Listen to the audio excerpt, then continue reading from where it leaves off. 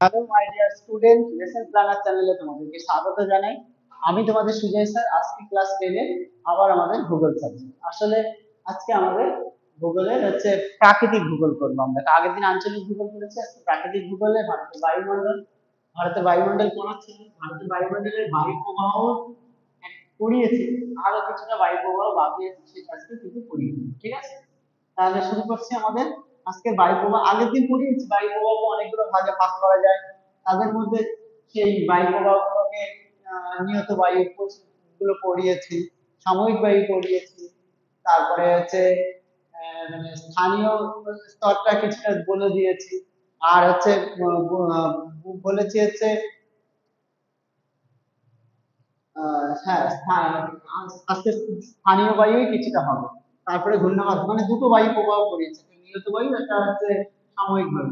আজকে হচ্ছে স্থানীয় বায়ু একটু বলে দিয়েছিলাম, তাও আজকে স্থানীয় বায়ুই পড়াবো। হ্যাঁ, স্থানীয় বায়ু একটু সম্পর্কে না পড়ালে ঠিকঠাক করে হয় না। স্থানীয় বায়ু থেকে প্রচুর প্রশ্ন আসে। প্রথমে বলি স্থানীয় বায়ু কি জিনিস।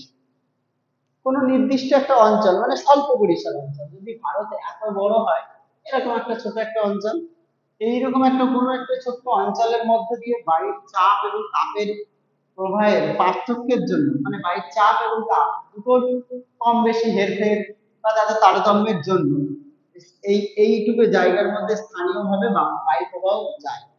এই এই বায়ু প্রবাহ যায় এইরকম স্থানীয় স্তরে সারা পৃথিবী জুড়ে বিভিন্ন জায়গায় এরকম অল্প বিস্তর অঞ্চলে বায়ু প্রবাহিত হয়, সেই বায়ু প্রবাহকেই বলা হয় স্থানীয় বায়ু প্রবাহ। এই স্থানীয় বায়ু প্রবাহ দু প্রকার, একটা হচ্ছে উষ্ণ বায়ু প্রবাহ, একটা হচ্ছে শীতল বায়ু প্রবাহ। ঠিক আছে, উষ্ণ আর শীতল বায়ু প্রবাহ। উষ্ণ বায়ু প্রবাহ আর শীতল বায়ু প্রবাহের মধ্যে জিনিসটা কি জিনিস, আর এগুলো এই স্থানীয় স্তরে এই বায়ু প্রবাহ কিন্তু ওই অঞ্চলের জলবায়ুকে নিয়ন্ত্রণ করে, তাদের আবহাওয়াকে নিয়ন্ত্রণ করে সারা বছর। উষ্ণ বায়ু প্রবাহ যেরকম, প্রথমে বলি কোন, এটা উষ্ণ শুষ্ক বায়ু। এটা কোথা দিয়ে আয়? আল্পস পর্বতমালা অঞ্চল, ইউরোপে। আর এই বায়ুটা আল্পস পর্বতমালা অঞ্চল ঠান্ডা অঞ্চল, কিন্তু এই বায়ুটা প্রবাহিত হয় বলে সুইজারল্যান্ডের উপর দিয়ে। সুইজারল্যান্ডের জলবায়ু সারা বছর মনোরম থাকে আর প্রচুর মানুষ টুরিস্ট হিসেবে ঘুরতে যায়। কোন হলো স্থানীয় বায়ু। চিনুক রকি পার্বত্য অঞ্চল, কানাডা এবং আমেরিকাতে আছে, চিনুক বায়ু প্রবাহিত হয়। এই বায়ু প্রবাহিত হয় বলে রকি পার্বত্যে বরফ গলে যায়, তাই একে তুষারপাত বলে রেডিয়েন্টরা। 3 নম্বর আর একটা বায়ু প্রবাহ বলি, স্থানীয় স্তরের বায়ু প্রবাহ। তার নাম হচ্ছে ফন, চিনুক, মিস্টাল, পম্পের, এগুলো দরকার নেই। সিরক্ষ, সিরক্ষ উত্তর। এই সিরক্ষ হচ্ছে বায়ু প্রবাহ হচ্ছে উত্তর সাহারা মরুভূমি অঞ্চলে এই সিরক্ষ বায়ু প্রবাহিত। এটা উষ্ণ শুষ্ক গরম বাতাস। হ্যাঁ, এই সিরক্ষের আবার 3টে 4টে নাম আছে। মিশরের নাম বলা হয় হচ্ছে খামসিন, লিবিয়াতে ঘিবলি, স্পেনে হচ্ছে লেভেজ। সব কিন্তু গরম বাতাস, সব গরম বাতাস। আবার শীতল বাতাসে আমরা চলে যাই, শীতল স্থানীয় বাতাস বোরা। এটা কোথায় যায় বোরা? বোরা বায়ু বায়ু প্রবাহিত হচ্ছে অ্যাড্রিয়াটিক উপকূল, ইতালি। ইতালির অ্যাড্রিয়াটিক উপকূল থেকে বোরা যায়। এটা শীতল বাতাস, ওখানকার জলবায়ু শীতল। মিস্ট্রাল, মিস্ট্রাল এই বাতাসটা প্রবাহিত হচ্ছে দক্ষিণ ফ্রান্সের দিকে বা দক্ষিণ আল্পস পার্বত্য অঞ্চলের দিকে, এই বায়ু প্রবাহিত হয়। এগুলো ঠান্ডা বাতাস, এগুলো গরম বাতাস। ঠিক আছে, আর একটা শর্টের মাধ্যমে যে লিস্ট বা চার্ট হিসেবে আমি কিন্তু তোমাকে দিয়ে দেবো কিন্তু স্থানীয় বাতাস। তাহলে স্থানীয় বাতাস কি? উষ্ণ হয়, একটা শীতল হয়। কি কি স্থানীয় বাতাস কোন অঞ্চলে যায়, এগুলো কিন্তু সব শর্ট কোশ্চেন হিসেবে পড়বে কিন্তু। হ্যাঁ, কোন অঞ্চলে যায়, স্থানীয় বাতাস কি, কোন অঞ্চলে প্রবাহিত হয়, কোনটা শীতল কোনটা গরম। ঠিক আছে, এবার এবার আসি স্থানীয় বায়ু প্রবাহের আর একটা বড় বায়ু প্রবাহের একটা বিশাল বড় চ্যাপ্টার, মানে মানে আসামত হিমাচলের মতো বড় একটা জায়গা, সেটা হচ্ছে ঘূর্ণবায়ু। মানে সেটা আকস্মিক বায়ু, আকস্মিক বায়ু। আকস্মিক বায়ুটা কি জিনিস?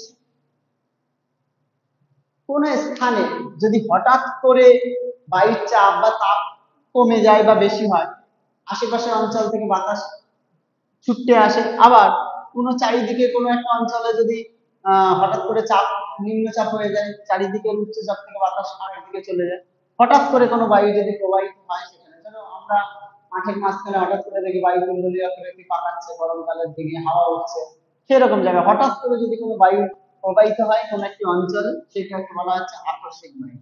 মানে প্রতিদিন প্রবাহিত হলে নিয়মিত বায়ু বা প্রতিনিয়ত একটা অঞ্চলের মধ্যে, সেরকম না, হঠাৎ করে দুদিন একদিন বা 2 ঘন্টা 1 ঘন্টার জন্য কোন অঞ্চলে চাপ তাপ কমে গেল, তার উপর নির্ভর করে যে বায়ু প্রবাহিত হয় কোন অঞ্চলে, সেটা আকস্মিক বায়ু। এই বায়ুকে আবার দুটো ভাগে ভাগ করা যায়, একটা হচ্ছে ঘূর্ণবাত, একটা হচ্ছে প্রতিকূল ঘূর্ণবাত।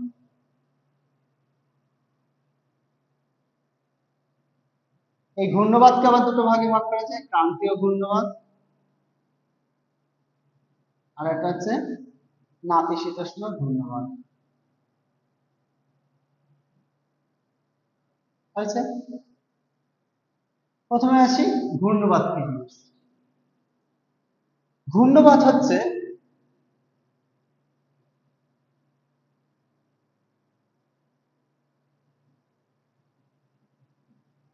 এটা হচ্ছে নিম্নচাপ,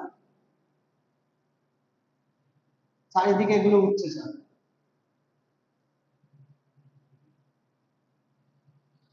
ক্রান্তীয় ঘূর্ণবাত কোন স্বল্প পরিসর স্থানে, ঘূর্ণবাত কিন্তু বলছি, কোন স্বল্প পরিসর স্থানে বা অল্প জায়গায় যদি বাতাসের চাপ কমে আসে, তখন আশেপাশের অঞ্চল থেকে বায়ু দ্রুত বেগে এই অঞ্চলের জায়গাকে দখল করার জন্য, মানে কোনো জায়গায় বায়ুর চাপ হঠাৎ করে কমে গেলে, উষ্ণতা যদি বেড়ে যায় এবং বায়ুর চাপ কমে যায়, উষ্ণতা মানে গরমকাল, গরমকাল হলে বায়ু গরম হয়ে উপর দিকে উঠে যাবে, সরি, তাহলে এই যে এইরকম একটা অল্প জায়গায় যদি হঠাৎ করে বায়ুর চাপ কমে যায়, তখন এই বায়ুর যে চাপ কমে গেলে এখানে বা বায়ু গরম হয়ে গেলে এখানে বায়ু হালকা হয়ে উপর দিকে চলে যায়, আশেপাশের অঞ্চলের বায়ু দ্রুত বেগে এই জায়গাকে পূরণ করার জন্য ছুটে চলে আসে। ছুটে চলে আসলে এই জায়গায় যে বায়ু হঠাৎ করে চলে আসে এবং এটা এরকম পাক খেতে খেতে আসে, পাক খেতে খেতে আসলে তখন তাকে বলা হচ্ছে ঘূর্ণবাত। এই ঘূর্ণবাত যদি ক্রান্তীয় অঞ্চলে হয়, তখন তাকে ক্রান্তীয় ঘূর্ণবাত। এই যে আমি দেখাচ্ছি, এটা যদি 900 মালা এমবি হয়, মিলিবার হয়, এটা 920, এটা 940, এটা 1000, এরকম মিলিবার। তাহলে এই জায়গাটা 900 মিলিবার মানে নিম্নচাপ কম, আর এখানে উচ্চচাপ, চারিদিকে বাতাস সব এরকম ভাবে আসে। এই ঘূর্ণবাত কিরকম ভাবে বাতাসটা আছে, উত্তর গোলার্ধে ঘড়ির কাঁটার বিপরীত দিকে, উত্তর গোলার্ধে, আর দক্ষিণ গোলার্ধে ঘড়ির কাঁটার দিকে এরকম। ঠিক আছে, এরকম ভাবে যাচ্ছে। তাহলে উত্তর গোলার্ধে ঘড়ির কাঁটার দিকে, দক্ষিণ গোলার্ধে ঘড়ির কাঁটার বিপরীত দিকে এরকম ভাবে যে বাতাসগুলো প্রবাহিত হয়, এবং কোন স্বল্প পরিসর স্থানে মানে মাঝখানে নিম্নচাপ, চারিদিকে উচ্চচাপ থেকে বাতাস এসে পৌঁছায় এবং কুণ্ডলীকৃত আকারে আস্তে আস্তে থাকে এবং প্রচন্ড বেগে আসে, তখন তাকে বলা হচ্ছে ঘূর্ণবাত। এই ঘূর্ণবাতকে আবার দুটো ভাগে, ক্রান্তীয় ঘূর্ণবাত আর নাতিশীতোষ্ণ ঘূর্ণবাত। আমি বলেছি ক্রান্তীয় অঞ্চল মানে যেখানে 0 থেকে 30 ডিগ্রি অক্ষাংশের মধ্যে এই বাতাসগুলো প্রবাহিত হয়, এটাকে ক্রান্তীয় ঘূর্ণবাত বলে। ক্রান্তীয় ঘূর্ণবাতের আবার দুটো ভাগ আছে, একটা হচ্ছে দুর্বল ক্রান্তীয় ঘূর্ণবাত, একটা সবল। ঠিক আছে, দুর্বল ক্রান্তীয় ঘূর্ণবাত কোন জিনিসটা, দুর্বল ক্রান্তীয় ঘূর্ণবাত মানে এই এই এই এই যে মাঝখানে বললাম না নিম্নচাপ, আশেপাশে উচ্চচাপ থেকে বাতাস আসছে, এটা যদি কম দ্রুত বেগে আসে বা এখানে যদি অনেক দিন ধরে নিম্নচাপ মতো থাকে, এই জায়গাটা 2 দিন 3 দিন 4 দিন থাকে, কিন্তু দুর্বল মানে অত ক্ষমতা নেই, মানে ভেঙে চুরে বেরোতে পারছে না, হাওয়ার গতিবেগ কম, সেটা দুর্বল। আর এই দুর্বল ঘূর্ণবাতকে কিন্তু আরেকটা জিনিস আমরা বলতে পারি ডিপ্রেশন, আর এর ফলে কিন্তু হালকা পাতলা বৃষ্টি হয়, 2 দিন 3 দিন 4 দিন ধরে বৃষ্টি হচ্ছে, কিন্তু অল্প অল্প করে ফোটা ফোটা ফোটা ফোটা যেরকম হয় আর কি। আর সবল ঘূর্ণিবাত মানে এইরকম জায়গা বা এই নিম্নচাপ অঞ্চলগুলো বৃষ্টিপাত হচ্ছে, এবং অতিরিক্ত মানে হঠাৎ করে বায়ু নিম্নচাপ হয়েছে, চারিদিকে বাতাস এসে ছুটে এসেছে এবং গতিবেগ প্রায় 200 কিলোমিটার বেগে, 300 কিলোমিটার বেগে আসছে বা 100 কিলোমিটার বেগে, অতিরিক্ত ঝড় হচ্ছে এবং সঙ্গে বৃষ্টি হচ্ছে, এইরকম অবস্থাকে বলা হচ্ছে সবল ঘূর্ণিবাত। সবল আর দুর্বল ঘূর্ণিবাতের এই হচ্ছে পার্থক্য, আর এটা ক্রান্তীয় অঞ্চলে হয়। ঠিক আছে, আর এই সবল ঘূর্ণিবাতের ফলে ঝড় হচ্ছে, পৃথিবীতে ওরকম অনেক ঝড় আছে, যেরকম বঙ্গোপসাগরে বা অ্যারাবিয়ান সি বা ভারত মহাসাগর যেটাই বলি, সেখানে আছে যে ঘূর্ণিবাত হয়, সেটাকে সাইক্লোন বলা হয়, সাইক্লোন। আমেরিকাতে পৃথিবীর সবচেয়ে বেশি ঘূর্ণিবাদ, বড় ঘূর্ণিবাদ হয় টর্নেডো, তারপরে সাইক্লোন টর্নেডো, তারপরে হচ্ছে এই আমেরিকার এই টর্নেডো ঘূর্ণিঝড়টাকে মানে টুইস্টার বলে চালানো হয়, উইলি উইলি বলে অস্ট্রেলিয়াতে, ঠিক আছে, এরকম ভাবে বিভিন্ন জায়গায়। আবার যে টাইফুন বলে হচ্ছে চায়নাতে, এইরকম ঘূর্ণিবাদ হলে টাইফুন চায়নাতে বলে, এরকম ভাবে বিভিন্ন জায়গায় আমাদের ঘূর্ণিবাদ গুলো হয় কিন্তু, ঠিক আছে। তাহলে ঘূর্ণিবাদ কি, ক্রান্তীয় ঘূর্ণিবাদ কি, ক্রান্তীয় ঘূর্ণিবাদের ফলে দুর্বল এবং সবল, তারপরে ঝড়গুলোর নাম আমি কিন্তু বলে দেবো। এবার আসি নাতিশীতোষ্ণ ঘূর্ণিবাদ। নাতিশীতোষ্ণ ঘূর্ণিবাদ হয় কোন অঞ্চলে? একই রকম, মাঝখানে নিম্নচাপ, চারিদিকে উচ্চচাপ, এটা কিন্তু এই ঘূর্ণিবাদেরই মধ্যে একই রকম, কিন্তু এটা অনেকটা দুর্বল। এখানে বাতাসটা একদিক থেকে আসে উষ্ণ বাতাস, একদিকে আসে শীতল বাতাস, এই দুটো বাতাসের মেলবন্ধনে কিন্তু এই এই নাতিশীতোষ্ণ অঞ্চলে ঘূর্ণিবাদ হয়। মানে মোটামুটি ওই 40 ডিগ্রি থেকে 50, 60 ডিগ্রি, 70 ডিগ্রি অক্ষাংশের মধ্যে এই ঘূর্ণিবাদ কিন্তু হয়। আর এখানে কিন্তু খুব বিশাল ঝড় বৃষ্টি কিছু না, মেঘমুক্ত মোটামুটি আকাশ থাকে, কিন্তু ঝড়ের বেগ হয়। আর এখানে দুটো বায়ুর একসঙ্গে মিলন হয় বলে মেরু সীমান্ত বলে কথা বলে, হ্যাঁ, এই যে দুটো বায়ুর মিলন হয় বলে তাকে মেরু সীমান্ত বলে। আর যে তল বরাবর বায়ু আসে তাকে মেরু তল বলা হয়, ঠিক আছে, এরকম ভাবে মেরু সীমান্ত বলা হয়। হ্যাঁ, আর হচ্ছে যে তল বরাবর আসে তাকে মেরু সীমান্ত তল বা সীমান্ত তল বলা হয়, সীমান্ত তল বলা হয়, এরকম ভাবে বায়ুটা আসে। আর নাতিশীতোষ্ণ ঘূর্ণিবাদে খুব বিশাল ঝড় বৃষ্টি কিচ্ছু হয় না, বিশাল মেঘ বৃষ্টি কিচ্ছু হয় না, ঠিক আছে। তাহলে আমাদের ঘূর্ণিবাদ হলো, ঘূর্ণিবাদের ক্রান্তি হলো নাতিশীতোষ্ণ। এবার আমরা নাতিশীতোষ্ণ মেঘ প্রতিভ ঘূর্ণিবাদ বলবো। প্রতিভ ঘূর্ণিবাদ ঠিক এর উল্টো, ঘূর্ণিবাদের ঠিক উল্টো। কিরকম উল্টো? একই জিনিস, একই রকম ছবি হবে। এই জায়গাটায় উচ্চচাপ, চারিদিকে নিম্নচাপ, ঠিক আছে। প্রতিভ ঘূর্ণিবাদ কি জিনিসটা? কোন স্বল্প পরিসরের স্থানে হঠাৎ করে উষ্ণতা কমে গেলে, আগেরটাই বলেছি চাপ কমে গেলে, এই যে স্বল্প পরিসরের স্থানে কোনো জায়গায় উষ্ণতা কমে গেল, উষ্ণতা কমে গেলে মানে ঠান্ডা, বায়ু ভারী হয়, ঘনত্ব বেশি হয়। এবার বায়ুর ঘনত্ব বেশি হয়ে গেলে এই জায়গায় কি হবে? উচ্চচাপ বিরাজ করবে, আশেপাশে নিম্নচাপ। তখন এইটুকু উচ্চচাপ অঞ্চলে যেটুকু বায়ু থাকবে সেখানে আশেপাশে নিম্নচাপ অঞ্চলগুলোতে চারিদিক ছড়িয়ে পড়বে। উত্তর গোলার্ধের বিপরীতে সরি, এইটা হচ্ছে উত্তর গোলার্ধের ঘড়ির কাঁটার দিকে, দক্ষিণ গোলার্ধের ঘড়ির কাঁটার বিপরীত দিকে হবে। এই হচ্ছে প্রতিভ ঘূর্ণিবাদ। এই প্রতিভ ঘূর্ণিবাদে কিন্তু যে অঞ্চলে হয়, বিশেষত নাতিশীতোষ্ণ জলবায়ু অঞ্চলে হয়, মেঘ বৃষ্টি ঝড় তেমন কিছু হয় না। আর এটা মূলত হয় হচ্ছে ওই মেরু অঞ্চলের দিকটা, হ্যাঁ, মানে 60 থেকে 90 ডিগ্রি অক্ষাংশের মধ্যে হয়। ঝড় মেঘ বৃষ্টি হয় না, সারা বছর একটা নর্মাল আবহাওয়া বিরাজ করে, ঠিক আছে, যেটা হচ্ছে রোদ উজ্জ্বল ঝলমলে আবহাওয়া এগুলো। এই হচ্ছে আমাদের আকস্মিক বায়ু, ঘূর্ণিবাদ বা প্রতিভ ঘূর্ণিবাদ সবকিছু। এবার প্রতিভ ঘূর্ণিবাদ আর ঘূর্ণিবাদের কিন্তু একটা পার্থক্য পরীক্ষায় কিন্তু দেয়, প্রতিভ ঘূর্ণিবাদ আর ঘূর্ণিবাদের পার্থক্য, যেটা আমরা এখানে একটু আগে পড়ালাম, সেটা তোমরা পার্থক্য করতেই পারবে, তাও আমি বলে দিই। ঘূর্ণিবাদ আর প্রতিভ ঘূর্ণিবাদ কিরকম, প্রতিভ ঘূর্ণিবাদ কিরকম পার্থক্য? এর মাঝখানে নিম্নচাপ, এর মাঝখানে উচ্চচাপ বিরাজ করে, জানো মাঝখান বলছে। এখানে কি স্বল্পস্থায়ী হয় ঘূর্ণিবাদ, স্বল্পস্থায়ী মানে অনেক কম সময় থাকে, এটা দীর্ঘস্থায়ী হয়, অনেক দিন ধরে থাকে। আর এটা হচ্ছে ঝড় মেঘ বৃষ্টি, ঝড় মেঘ বৃষ্টি মানে আবহাওয়ার বিরূপ অবস্থা মেঘ হয়, এখানে হয় না, ঠিক আছে। এখানে বায়ু কোন দিক থেকে প্রবাহিত হয়? উত্তর গোলার্ধে ঘড়ির কাঁটার বিপরীতে, হ্যাঁ, উত্তর গোলার্ধে ঘড়ির কাঁটার বিপরীতে, আর দক্ষিণ গোলার্ধে ঘড়ির কাঁটার দিকে। এখানে ঠিক হয় উত্তর গোলার্ধে ঘড়ির কাঁটার দিকে, দক্ষিণ গোলার্ধে বিপরীতে, ঠিক আছে। এটা উত্তর গোলার্ধে ঘড়ির কাঁটার বিপরীতে, এখানে উত্তর গোলার্ধে ঘড়ির কাঁটার দিকে। আবার দক্ষিণ গোলার্ধে এখানে ঘড়ির কাঁটার ঘড়ির কাঁটার দিকে, এখানে দক্ষিণ গোলার্ধে বিপরীত দিকে। এইভাবে বায়ু প্রবাহিত হয়, ঠিক আছে। তাহলে পার্থক্য দিলে আমরা পারবো, ঠিক আছে, কিন্তু তাও বলে দিলাম একটা মোটামুটি করে। এবার আরেকটা বায়ু প্রবাহ, যেটা এই ভাগের মধ্যে পড়ে না, আমরা যে চারটে বায়ু প্রবাহের ভাগ করেছি তার মধ্যে পড়ে না, তার নাম হচ্ছে জেট বায়ু বা জেট স্ট্রিম, জেট বায়ু প্রবাহ। আমাদের বায়ুমণ্ডল যখন পড়িয়েছি, প্রথম স্তরের নাম ট্রোপোস্ফিয়ার পড়েছি, তারপরে মিসোস্ফিয়ার, তারপরে হচ্ছে তারপরে কি বলে না স্ট্র্যাটোস্ফিয়ার, তারপরে মেসোস্ফিয়ার, এইরকম জায়গা ঊর্ধ্ব ট্রপোস্ফিয়ারের দিকে, মানে ট্রপোস্ফিয়ারের উপর দিকে। এই ঊর্ধ্ব ট্রপোস্ফিয়ার মানে 18 কিলোমিটার থেকে এর বেশি দূর, ঊর্ধ্ব ট্রপোস্ফিয়ারের দিকে এক ধরনের বায়ু সর্পিল আকারে প্রবাহিত হয় পশ্চিম থেকে। এই যে আমাদের এই দিক পশ্চিম, পশ্চিম থেকে পূর্ব দিকে এরকম সাপের মতো এঁকে বেঁকে প্রবাহিত হয়। খুব দ্রুতগামী বায়ু, ঋতু পরিবর্তন পরিবর্তন হয় গতিবেগের। শীতকালে এই বায়ুর গতিবেগ বেশি হয় শীতকালে। হ্যাঁ, প্রায় বায়ুর গতিবেগ 100 থেকে 500 কিলোমিটার পার কিমি হয়ে যায়। এই বায়ু প্রবাহিত হয়, এটাই জেট বায়ু বলা হয়। এই বায়ুটা আবিষ্কার হয়েছে দ্বিতীয় বিশ্বযুদ্ধ যখন হয়, জাপান আমেরিকার বোমারু বিমানগুলো জাপানে যখন বোম ফেলতে যাচ্ছে, তখন এই বায়ু এই উপর দিয়ে যাচ্ছে, যখন ওই রকম উচ্চতায় বায়ু প্লেন গুলো যাচ্ছে, তখন এই বায়ু অতিরিক্ত দ্রুত বেগে আসছে বলে এই বায়ুর আঘাতে প্লেন গুলো বাধাপ্রাপ্ত হয়েছিল বলে সেখান থেকে এই বায়ুটা আবিষ্কার হয়।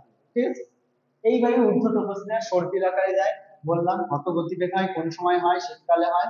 এই বায়ুটাও কিন্তু আমাদের ভারতের বায়ু প্রবাহকে নিয়ন্ত্রণ করে। পরীক্ষায় একটা প্রশ্ন দেয় এখান থেকে, জেট বায়ুটা কি তাহলে বুঝবে তো? আবার জেট বায়ুর সঙ্গে একটা জিনিস দেয়া যাচ্ছে, জেট বায়ু ও মৌসুমী বায়ুর সম্পর্ক। বায়ুর সম্পর্ক কিরকম সম্পর্ক জেট বায়ু ও মৌসুমী বায়ু? যদি এটা ভারত, এরকম ধরো ভারত,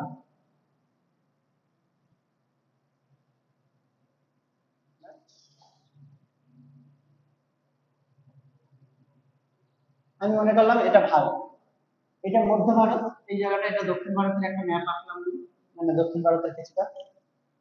এই মধ্য ভারতে শীতকালে, মধ্য ভারতের শীতকালে পশ্চিমা জেট বায়ু থাকে, পশ্চিমা জেট বায়ু থাকে। এবার জেট বায়ু থাকছে বলে এই যে শীতকালে পশ্চিমা জেট বায়ু ঠান্ডা, তাহলে এই জায়গাটা একটা উচ্চচাপ বিরাজ করে সারা ভারত জুড়ে, এরকম জায়গায় উচ্চচাপ। তখন ওই মৌসুমী বায়ুটা ফিরে যায়, ফিরে গিয়ে বে অফ বেঙ্গলে চলে আসে। ঠিক আছে, এই বায়ুটা ফিরে যাচ্ছে। এবার যখন খুব গরমকাল, এইরকম জায়গায় ভারতের উত্তর দিকে থাকে তিব্বত মালভূমি। এই তিব্বত মালভূমি সূর্য তাপ প্রচন্ড গরম হচ্ছে, গরম হলে কি হবে, নিম্নচাপ হবে, তখন এই পশ্চিমা জেট বায়ুটা এই দিকে মুখ করে, এই নিরক্ষীয় অঞ্চলে এই তিব্বত মালভূমি থেকে চলে আসে। তখন এই জায়গাটা ফাঁকা হয়ে যায়, তখন এই জায়গায় নিম্নচাপ হয় সারা ভারতে। তখন মৌসুমী বায়ুটাও কিন্তু এখান থেকে, মানে গরমকালে এখান থেকে নিয়ে একটা বে অফ বেঙ্গল শাখা, একটা অ্যারিয়ান শাখা হিসেবে ভারত জুড়ে প্রবেশ করে। এবং যার ফলে বৃষ্টিপাত থেকে শুরু করে সমস্ত কিছু আমাদের অর্থনীতি সব নিয়ন্ত্রিত হয় হচ্ছে এইখানে। এবার জেট বায়ু যত তাড়াতাড়ি সরে যাবে, মৌসুমী বায়ু যত তাড়াতাড়ি ঢুকবে। জেট বায়ু এখানে যত তাড়াতাড়ি ঢুকবে, এখান থেকে তত তাড়াতাড়ি বেরোবে। জেট বায়ু মৌসুমী বায়ুকে নিয়ন্ত্রণ করে একদম। ঠিক আছে, সেই জন্য জেট বায়ুর সঙ্গে মৌসুমী বায়ুর একটা সম্পর্ক আছে। ঠিক আছে, এই জন্য মৌসুমী বায়ুর সঙ্গে জেট বায়ুর সম্পর্ক করানোর জন্য এই বায়ু প্রবাহকে আমরা পড়বো। ঠিক আছে, জেট বায়ু কি আমি তোমাদের বলে দিলাম। আর জেট বায়ুর উপরে পৃথিবীর উপর নির্ভর করে পৃথিবীর বায়ুমণ্ডলকে, বায়ুমণ্ডলকে কতগুলো কোষে ভাগ করা হয়। ঠিক আছে, বায়ুমণ্ডলকে কতগুলো কোষে ভাগ করা হয়। প্রথমটা নিরক্ষীয় অঞ্চল জুড়ে থাকে, হ্যাডলি কোষ। তারপরে নিরক্ষীয় অঞ্চল মানে কর্কটের মকরীয় অঞ্চলে ফেবেল কোষ। মানে পৃথিবী তো 90 ডিগ্রি, 0 থেকে 30 ডিগ্রি হলে হ্যাডলি কোষ, বায়ু এখান থেকে উঠে আবার এখানে গিয়ে বিস্তার করে এরকম চারিদিক চক্র করে পায়, তাই একে কোষ বলে। আবার এখান থেকে 30 থেকে 60 ডিগ্রি অক্ষাংশের মধ্যে দিয়ে বায়ু এখান থেকে উঠে আবার নিচের দিকে নেমে আবার এই জায়গায় ঘুরে, এটা ফেবেল কোষ। আবার মেরু অঞ্চলেও তাই 60 থেকে 90 ডিগ্রি অক্ষাংশের মধ্যে বায়ু প্রবাহ হয়, এটা হচ্ছে মেরু কোষ। এইভাবে বায়ু প্রবাহের কোষগুলোকেও ভাগ করা যায়, বায়ুকে পৃথিবীর বায়ুমণ্ডলকে একটা কোষ বা সেলে ভাগ করে, সেইটাই হচ্ছে হ্যাডলি কোষ, টেবিল কোষ, মেরু কোষ। ঠিক আছে, এটা বলে দিলাম। এবার বায়ু প্রবাহের সংক্রান্ত, বায়ু প্রবাহ সংক্রান্ত কিছু জিনিসপত্র। প্রথমে বায়ু প্রবাহ মাত্রা, এটা মুখে মুখেই বলে দিই। বায়ু প্রবাহ যে যাচ্ছে, বায়ু প্রবাহিত হচ্ছে, এই বায়ু প্রবাহিত হওয়ার যে যন্ত্রের সাহায্যে বায়ুর গতিবেগ মাপে সেটা হচ্ছে অ্যানিমোমিটার। অ্যানিমোমিটার গতিবেগ মাপার যন্ত্র। আর গতিবেগটা মাপে, এই গতিবেগ কত কিলোমিটার কি আমরা বলি না, এত কিলোমিটার বেগে হাওয়া বলছে, এটাকে মাপার জন্য যে একক সেটা হচ্ছে নট, নটি নট বা নট। আর এই 1 নট মানে প্রায়, 1 নট মানে 1 নট মানে প্রায় 2 কিলোমিটার, মানে 1.84 কিলোমিটার। 1 নট মানে 84 কিলোমিটার। ঠিক আছে, আর যে যন্ত্রের সাহায্যে বায়ু কোন দিকে যাবে উত্তর দক্ষিণ সেটা হচ্ছে বায়ু পতাকা। ঠিক আছে, এই হচ্ছে বায়ু প্রবাহিত করার সংক্রান্ত কিছু যন্ত্রপাতি। যে স্কেলে মাপে তার নাম হচ্ছে বিউফোর্ড স্কেল। বিউফোর্ড স্কেল, যে স্কেলে বায়ু প্রবাহ মাপা হয় সেটা হচ্ছে বিউফোর্ড স্কেল। এই হচ্ছে বায়ু প্রবাহ সংক্রান্ত আমাদের কিছু কথা আমরা বললাম। ঠিক আছে, এই এখানেই আজকে আমাদের বায়ু প্রবাহ থাকবে। পরের দিন আমরা কিন্তু আবার পড়াবো হচ্ছে আমাদের আঞ্চলিক ভূগোল, তারপরে দিন আবার হচ্ছে বায়ুমণ্ডলের এই চ্যাপ্টার গুলো। তার মধ্যে আছে আমরা আর্দ্রতা অবক্ষেপণ করবো। ঠিক আছে, যাই হোক, আজকের মতো এখানে থাকলো। থ্যাংক ইউ তোমাদেরকে।